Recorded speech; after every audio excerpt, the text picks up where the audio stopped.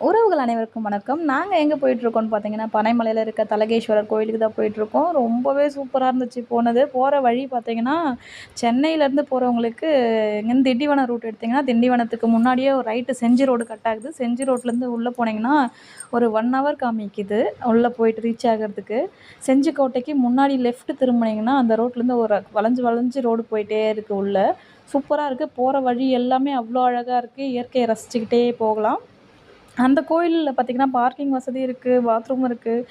கீழ அவ்வளவா கடைங்கலாம் இல்ல. ஒரு 2, 3 கடை இருக்கு. கீழ விநாயகர் இருக்காங்க. மேல வந்து சிவன் கோவில் இருக்கு. பார்க்க சூப்பரா இருக்கு.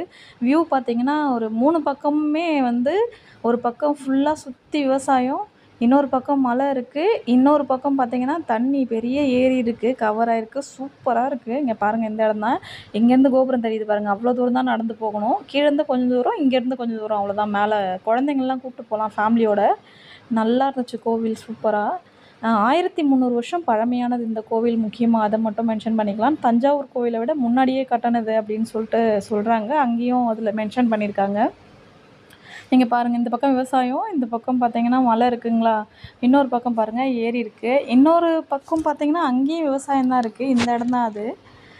இங்கேருந்து கொஞ்சம் தூரத்துக்கு லென்த்தா மலை இருக்கு. அந்த மலை மேலே நடந்து போய் எண்டு வரைக்கும் போய் பார்க்கலாம். ஆனா, நாங்க அது வரைக்கும் போகல. டைம் ஆயிடுச்சுன்னு வந்துட்டோம். இந்த எண்டு வரைக்குமே போகலாம். அங்க எண்டு வரைக்கும் மலை இருக்கு.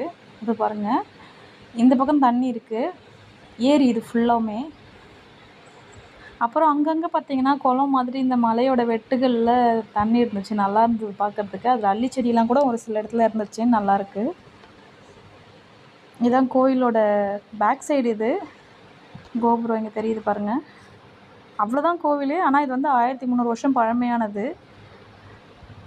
குடமுழுக்கு பண்ண போறாங்க கோவிலுக்கு. இன்னும் ஒரு 10 டேஸ்ல பண்றதா இருக்காங்க. சொல்லியிருந்தாங்க. Okay friend, thank you for வாட்சிங். இந்த வீடியோ உங்களுக்கு பிடிச்சிருந்தா எங்கேயாவது ஒன் டே ட்ரிப் போகணும் அப்படிங்கிற நினைக்கிறவங்க ஃப்ரெண்ட்ஸ் அண்ட் ஃபேமிலிக்கு ஷேர் பண்ணுங்கள். பாய் பாய்.